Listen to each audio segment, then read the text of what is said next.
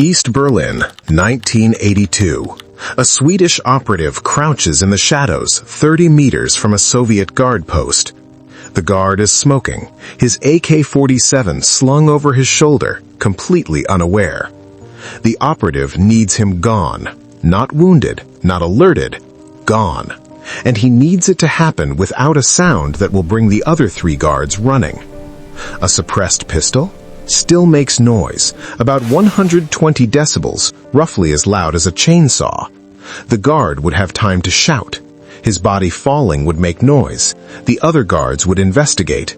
The operation would be over before it began. A knife. That requires getting within arm's reach of a trained Soviet soldier. It requires a struggle, movement, the possibility of a scream. It requires physical strength that can overcome adrenaline and training. And most importantly, it requires getting close enough that if anything goes wrong, you're dead too. What the operative pulls from his pack looks like something from the Middle Ages, a crossbow. Compact, skeletal, brutal in its simplicity. He raises it, settles the sight picture, and squeezes the trigger. The string releases with a whisper, softer than a cough. The bolt travels 30 meters in complete silence. The guard drops without a sound. No shout, no alarm, just a body that won't be discovered until the shift change in 4 hours. The weapon that made this possible wasn't developed by Q Branch or the CIA's technical services. It was created by Swedish Special Forces who had spent decades operating in the forests between Sweden and the Soviet Union, and who had learned that sometimes the oldest technology is still the best technology.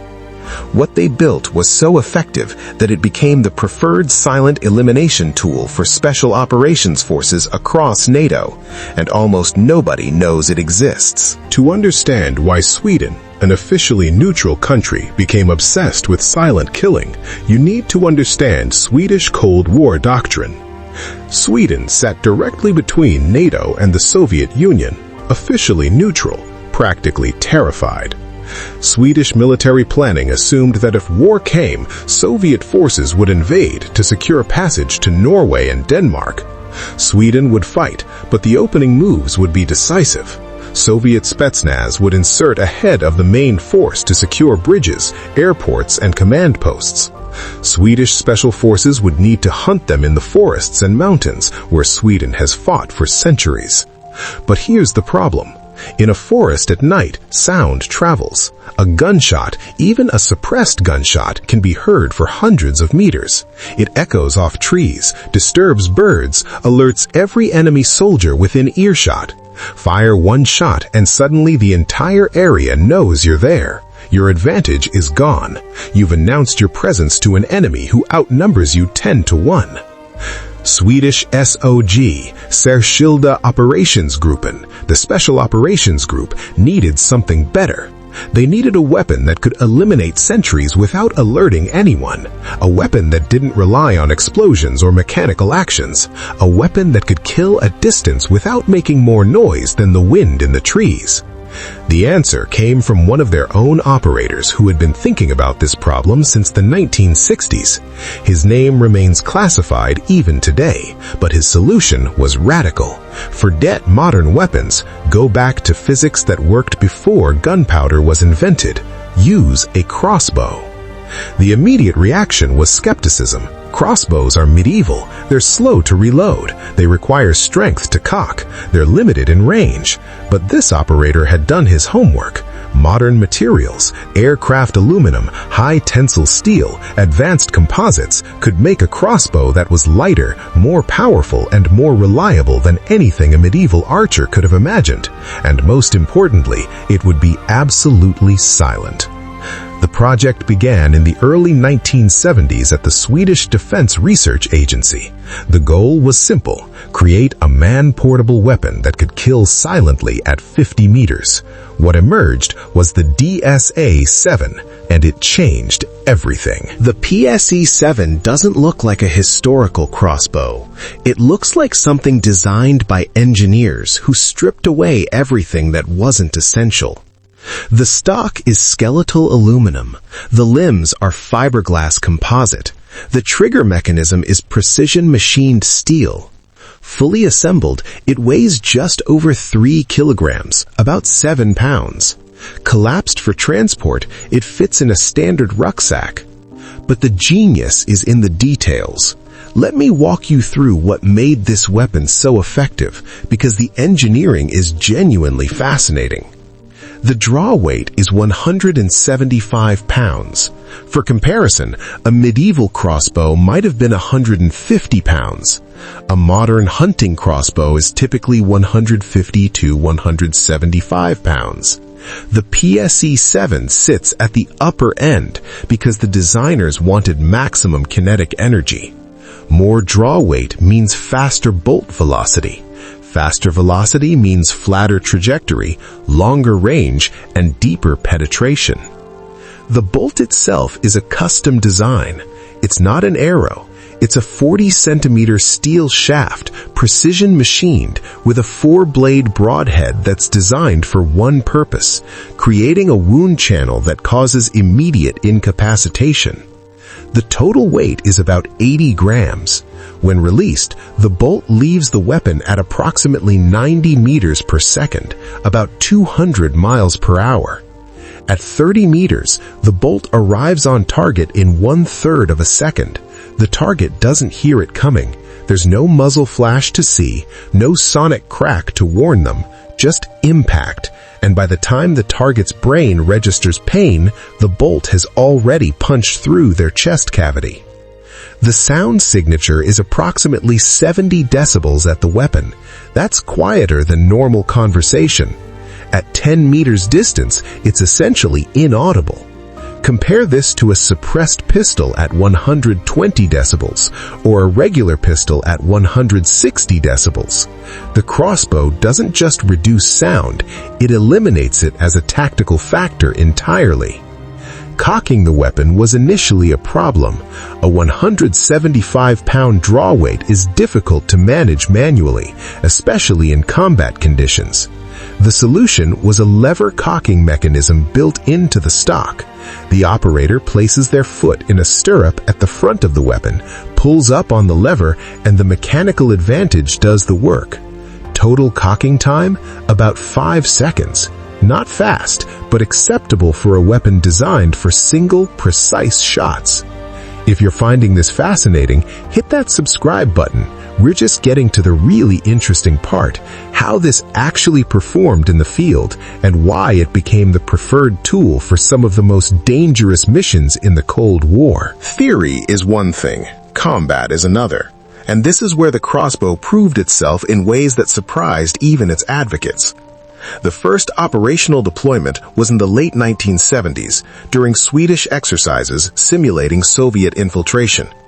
SOG operators using the crossbow achieved kill rates against simulated sentries that were genuinely shocking. In one exercise, a single 2-man team eliminated 11 opposing force sentries over a 3-night period without being detected once. The opposing force commander didn't know his perimeter had been compromised until the exercise ended and the bodies were counted. But the real validation came from units that borrowed the weapon for actual operations. And this is where documentation gets sparse, because these operations remain classified. What we know comes from oblique references in after-action reports and interviews with retired operators who are willing to speak carefully. Norwegian FSK, Forsvarets Specialkommando, used Swedish crossbows during reconnaissance missions along the Soviet border in the 1980s. British SAS borrowed them for operations in Northern Ireland, where the sound of gunfire would immediately trigger a response from both IRA and British forces. German KSK used them in the Balkans. American Special Operations Forces requested them for operations in Central America, where deniability was essential. The weapon's effectiveness came down to a simple tactical reality: dead guards don't raise alarms. With a suppressed pistol, even if the target dies instantly, the sound of the shot alerts other guards. They investigate. They find the body. The operation is compromised. With the crossbow, there's no sound. The guard drops. Hours might pass before anyone notices. By then, the operators are gone. One documented account, sanitized and released decades later, describes a mission in which a 4-man team needed to cross a guarded bridge. 2 sentries on the bridge, 2 more at a checkpoint 50 meters away. A suppressed pistol would have killed the first 2, but alerted the second pair. The crossbow killed all 4 in sequence, each shot separated by 30 seconds. The team crossed, completed their mission, and extracted. The bodies weren't discovered until morning. The psychological impact on operators was interesting. Several interviews mentioned that using the crossbow felt different than using a firearm. More deliberate, more personal. You see the target clearly through the sight. You see the bolt impact. There's no recoil, no muzzle blast to distract you from what you've done. Some operators found this disturbing. Others found it clarifying. It removed any illusion about what they were doing. But the practical reality was undeniable. For silent elimination of sentries, nothing else came close. Not silenced pistols, not knives, not garrotes. The crossbow allowed killing at distance, with certainty, in complete silence. And in the specialized world of covert operations, that capability was priceless. The Cold War ended in 1991. The Soviet Union collapsed. The immediate threat to Sweden disappeared. And logically, you'd expect the crossbow to disappear with it, a specialized tool for a specific threat that no longer existed. That's not what happened. Instead, the crossbow found new roles. Special operations forces across NATO continued requesting them. New versions were developed, with improvements in materials and design. The British developed their own variant. The Germans licensed the Swedish design. The Americans, characteristically, tried to improve it with electronics and modern composites, and ended up with something more complex, but not necessarily more effective. Modern versions weigh as little as 5 pounds. They can be disassembled and reassembled in under a minute. Cocking mechanisms have been refined to reduce time and effort. Sights have been upgraded with tritium inserts for night operations. But the fundamental design remains unchanged because the fundamental design works.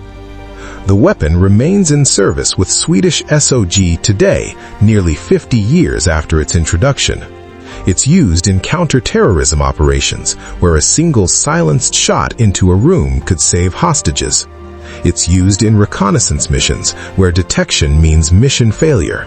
It's used in scenarios where the requirement is simple: eliminate a target without alerting anyone nearby.